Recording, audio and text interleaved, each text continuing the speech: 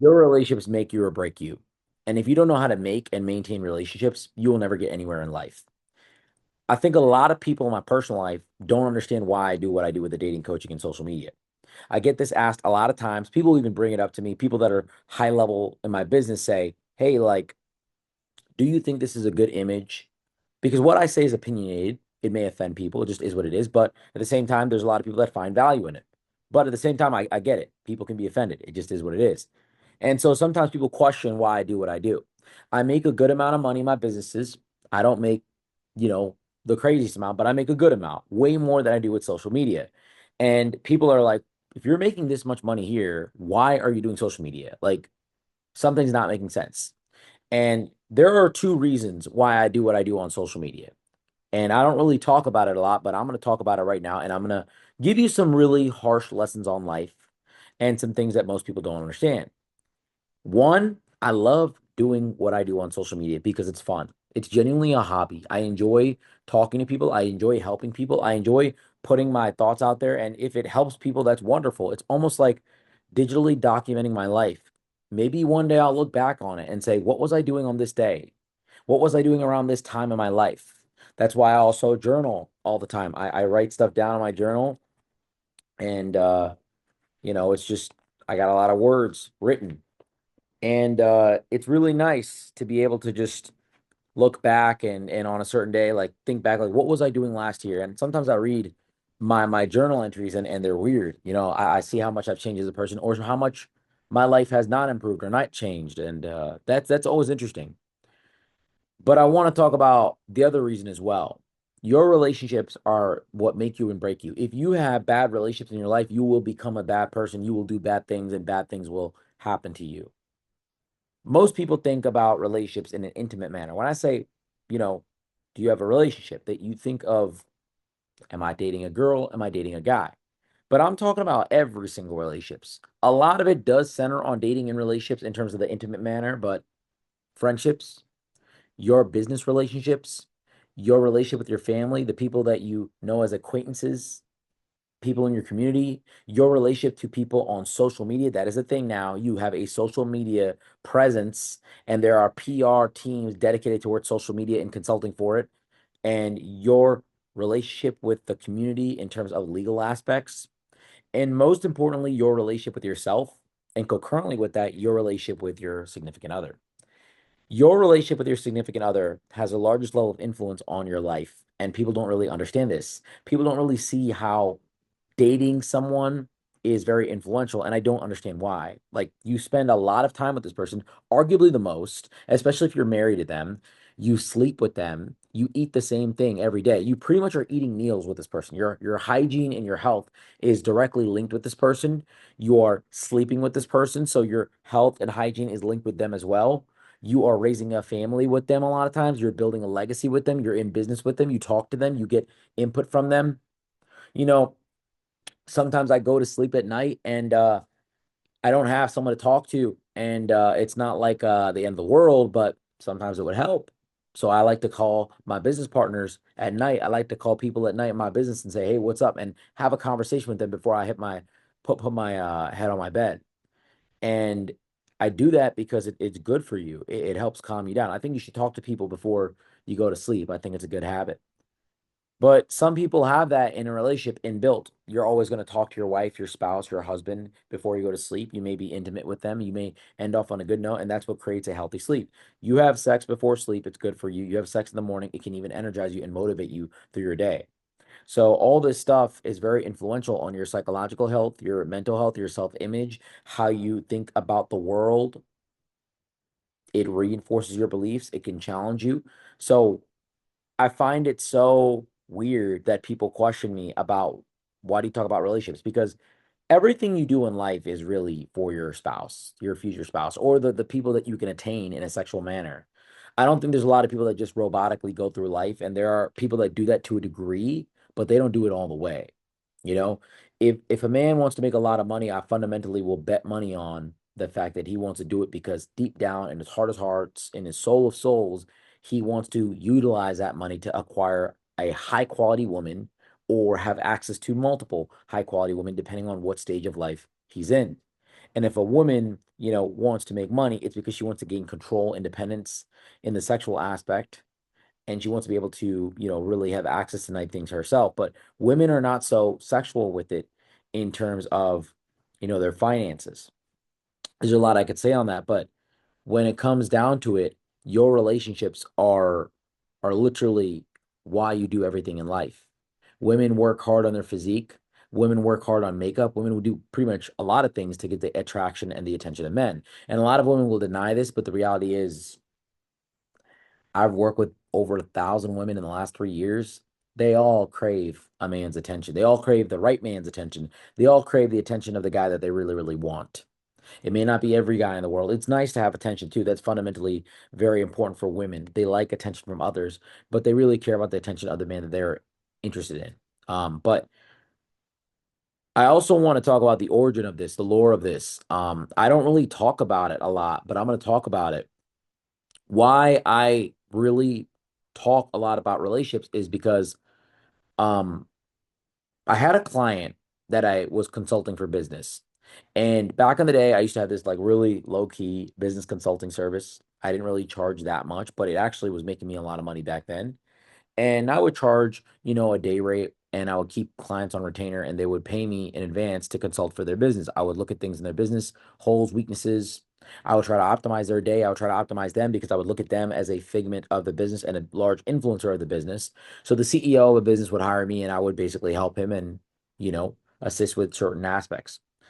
Google calendars, scheduling, emails, systems, the way that he talks to employees, the way that he handles himself, the way that he kind of represents himself on social media, so on and so forth, to help him optimize his life and make him a better CEO. And I would, obviously hope that the value of what I brought helped him make more money. And a lot of CEOs retain me. And ironically, I got busy in my own business, so I had to cut off those clients, and they still reach out to me today for advice, which is funny. They were clients that paid me before, and now I give out a lot of advice on social media, and they're like, "Man, this is awesome. This is the stuff I used to pay for." So it's pretty cool. But this client in particular, he he stopped like being consistent with his coaching, paid me. And so it was really weird to me because, dude, he was on it before, but then he just started falling apart in terms of his scheduling. And then he started falling apart when he would show up. He was like not there mentally. And I was explaining something to him one morning because the way I used to like kind of do it in the beginning was like, okay, your personal life is your personal life. I'm going to focus on the business. I'm going to look at the business alone. This is my niche. This is like niching down the whole thing. Niching was like a big thing back in the day. Even content creators today still niche down into one type of content. But the reality is, I just believe in being yourself. Talk about whatever you want to talk about. I like humor. I like talking about relationships. I like talking about business. I know I don't really have a structure to what I talk about, but generally speaking, I want to just talk about self improvement, self development, and just ways that I think about life. But I will keep it very niche down. I would be very business. Just all I'm doing is business. But he was like out of it. I'm like, dude, like, hold, stop a second, dog. What's going on at home? Like, why are you always showing up tired? Why are you always showing up like not on top of it? Like you're like ADHD, but you're not ADHD. Like I know your potential, and I don't believe that this is you. And you're being really like what is there like drug use? Is there something that I should be concerned about? This is legitimately what I was like saying. This is what I was saying to him. And he was like, nah. And I never thought the relationship, like I didn't like really think of it like that. I was like, okay, are you not sleeping with the same sleep schedule we set up? Like, what's going on? Okay, I told you to go to bed at this time. You need this many hours of sleep. Is there something wrong in your diet? Are you not sleeping on the right mattress that you can't fall asleep? Are you having nightmares? Is it stress from work? Is it something to do with, a drug or a vice? Are you taking medication? And I'm like going over these things, and he's like, I think my wife is cheating on me and it's messing me up. And I'm like, whoa, like you just dropped a bomb on me. But he was like desperately looking for like some kind of advice on it. He's like it's messed me up. Like it's messed me up every day. Like I can't sleep. And like I know she's cheating on me. I think she's cheating on me. I don't know. Like I'm messed up. And I'm like, okay, so you think she's cheating on you? Let's get the facts. So we get the facts. And turns out Yeah, she was cheating on him. And she was already in the process of separating from him. And like finding this out, he emotionally confronted her, and which I told him not to do. And he did. And so what happened was she was cheating on him and she liked the other guy. And he was one of those guys that like always did everything to please his wife. He was a very good guy. He made a lot of money and he tried to like please her and try to talk to her. And she was very confident in the position that she was in, overconfident, I would say. And she was just like, I don't need you. And like he was like, no, but like I love you. And like he was like me back in the day. When I loved a girl and when I loved girls, I would beg for them. I would beg for them. Not good for a guy to do. Not good. Not good for you should never beg for someone that does not want you. I think like fighting for love is good. If there's love there, you should fight for it. But if someone is clearly not wanting you, that's like you shouldn't fight for that because that's just you're hurting yourself. You're disrespecting yourself. Like you don't need to be putting yourself in that situation. And I did that.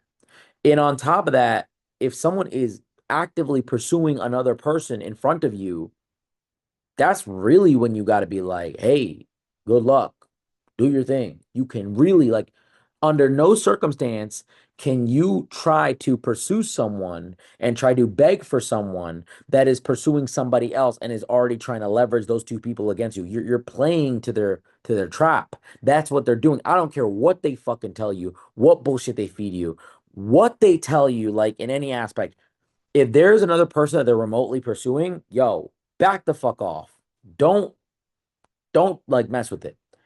But long story short, yeah, he was begging for her. He approached her confidently. This is how the story went, right? And he was like, "Yo, what the heck? I'm not gonna stand for it." And then she just broke him down. She's like, "Okay, don't stand for that. I'm gonna go with him." And yeah, like you don't have to be here. You don't have to stand for it. I don't need to be with you.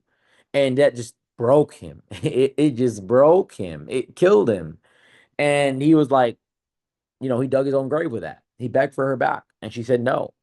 And there's nothing like more destroying to a man to beg for a woman. Like men, I think the lowest part of life, I think the worst punishment you can give a man is to have a woman that he loves leave him. And he loves her so much and he cares about her so much that he's begging for her and like women talk about they want a man obsessed. Like they want you don't want to women don't want a man obsessed. Like I like them crazy about me. Crazy is good to a degree, but it's not like it's not like actually like obsessed. Like women say that they want a man that cares. They want a man that's like, he shows a lot of love when he shows love. But they don't want a guy that's like 24/7, like everything in my life is all about you, baby. My world revolves around you. It's fucking weird. You don't need that. Women don't like that. So long story short, let me tell you something, okay? Um, yeah, she left him and he was messed up and the dude had money. The dude was, successful. So I'm like, bro, let's upgrade your life. Let's upgrade your life right now. Let's go crazy. Let's go nuts. Let's do it. Bro, you make money, bro. Like I was not making the money that I'm making now. And like the money he was making was like crazy to me back then. And I was like, bro, like you're a dog. Let's go. And it was crazy money. It really was. And so we upgraded his wardrobe. I'm not the most fashionable person in the world. Like I really don't dress that crazy, but I mean, dude, he was like another level of mess. These are areas I didn't mess with. I don't think I'm a fashion consultant. I don't think I'm even remotely like the most stylish person in the world. I just dress how I want to dress. This shirt's from Amazon and I wear a lot of family jewelry and stuff like that. This watch is cool though, right? Comment down below if you know what this watch is. If you know what this watch is, maybe I'll give you a prize. This is most people don't know this, but anyway, yeah, so we upgraded his wardrobe. We started hitting the gym together. We started getting his diet together. We got him all on meal preps. We went chicken, broccoli, rice, baby. Like we went back to the blueprint. And we also spent some money on some other things. We got him a new watch. He started going to the barber more. He started, really wearing nicer clothes, not just like his wardrobe, but like suits, you know what I mean? He started getting different colognes and he got a new whip. That was like big thing. Got a new whip and he got an apartment downtown. And I did all this stuff because I'm like, bro, He was in so much pain. He's like, make it stop. I can't live. I don't want to live. Like he was telling me this stuff. And he was just willing to do anything. So I said, we're gonna do some stuff that like is not gonna make sense, but we're gonna upgrade everything about you. And some of it is going to be superficial. A lot of it right now is going to be superficial. But at the same time, I'm gonna work with you to get better because like though, if your mindset is not right, the business can't function. Like if your mindset at home, if your personal life, if your girl, if your relationship is messed up, you cannot though, he couldn't work. He was messed up. And I've been there before. One of my breakups, I couldn't work for 2 months. I know how it is. And I'm like, dude, like my company went to shit when that happened for a little bit. Not good, not good. Back then, I was the company. Back then, the company was me. I was the basically employee number one and boss number one and self-employed. I was an insurance agent. So, yeah, it messes you up. You can't work, can't make money. So I know how it goes. So we got this downtown apartment and he got the car. We started going out. He started working out more. Dude, he changed a lot on how he looked because he ate unhealthy and he didn't work out. Bro, when you clean up the diet and you work out consistently, bro, it's crazy, bro. It's crazy. It's crazy. That's why, like, yo, I'm telling you, like, if you ever want help with like personal training or anything like that, you got to hit me up. If you get the diet right, and you get the workouts in and you're just consistent, like with dude, it's not that hard, bro. The changes are crazy, crazy. They're instant. They're you feel better, you look better, and you get your sleep schedule right, and you take a little bit of like the right stuff, the right vitamins. You might take some creatine, something like that. You're getting your protein in, like you're doing the right things, bro. You reduce the stress levels. Yo, it's night and day. Yo, he was looking crazier after 2 weeks, and he was living downtown, and we were decorating his place and he was driving this new car and we were going out and he was pulling some women. And low key, I was pulling them with him and for him. And in a way, like it was just what it was. And he missed his girl. He missed his girl, but he saw what he could do. He saw what he could do. He never knew what he was capable of.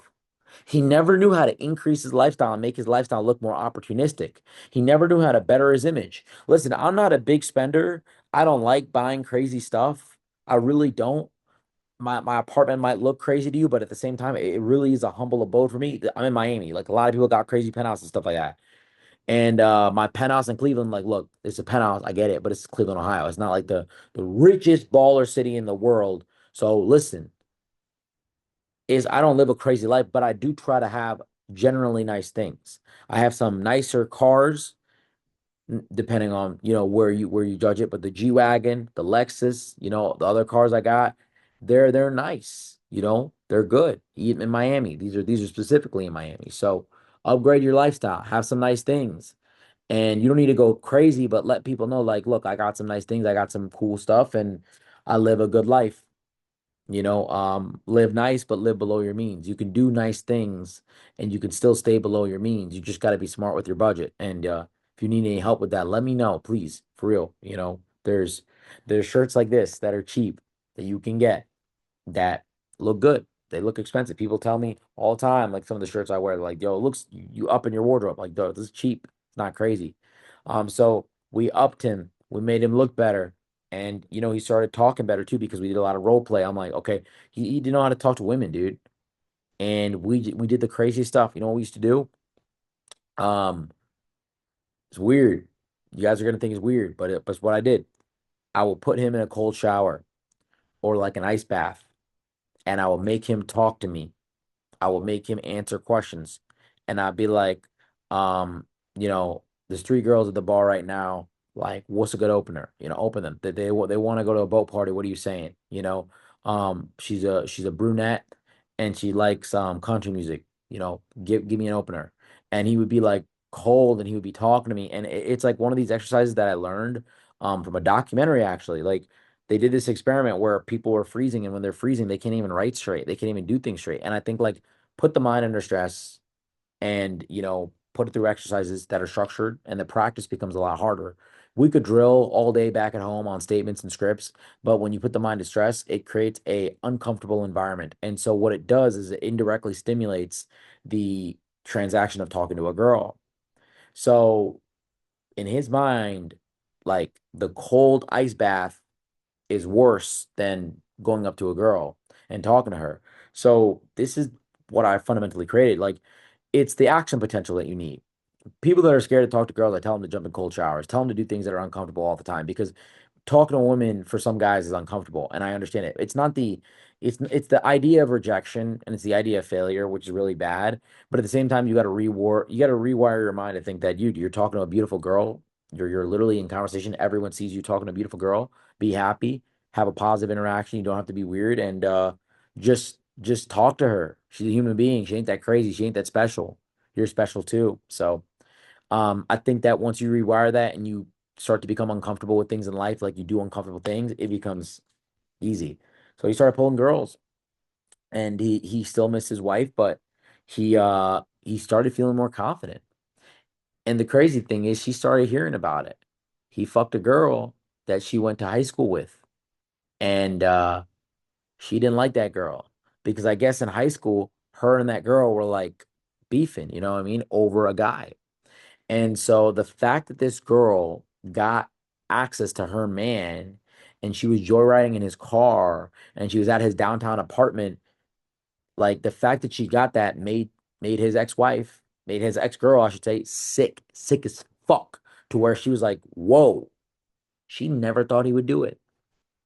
And so, long story short, she started hitting him up, but the damage was done. And, he honestly, like her hitting him up, like made it like restores. It's a crazy thing. That doesn't always happen. It doesn't always happen, but it happened in this scenario and it made him feel absolutely amazing and it made him feel validated. And even then, in his hardest hearts, because I don't understand it, he still loved her. He still cared about her, but he wanted to get better.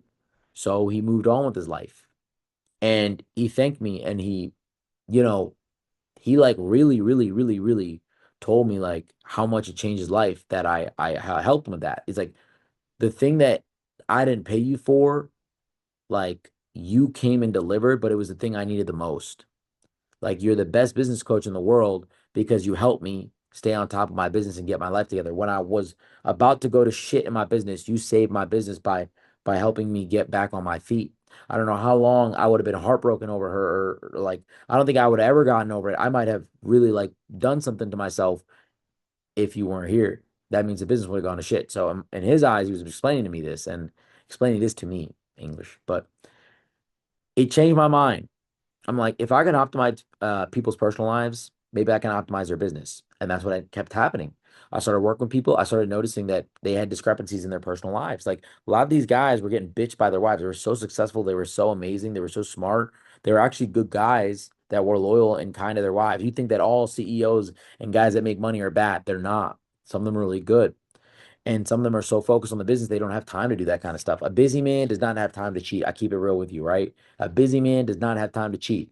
He just needs to be drained, but he does not have time to cheat. Cheating is a waste of time for guys. It is inefficient. It is just a weak strategy. Juggling multiple women is not good. So, a lot of times, successful men that have a lot of success and that are into their success at a relatively early stage are very loyal. And so, long story short, that's how I got into coaching relationships. That's how I got into one-on-one coaching at a high level. And I noticed that I would mix it with business a lot of times, and then it became its own thing. And nowadays I work with dating and relationships a lot, but I still coach people in business and I still coach people in certain aspects of life. But if you don't know how to make relationships and maintain them, especially in your business life, if you are constantly a toxic person, a negative person, if you're kind of trying to fight everybody, if you speak negatively about people around you, you will never get anywhere in life. Learn to maintain the relationships, learn to never burn a bridge, and learn more importantly than anything else to treat people in kind and humane ways and try to give them the best version of yourself. This is a long little talk I gave today, but I appreciate you guys. I love you guys. And hopefully you'll see more videos like this. I'll make more. Let me know any feedback and talk soon. Peace.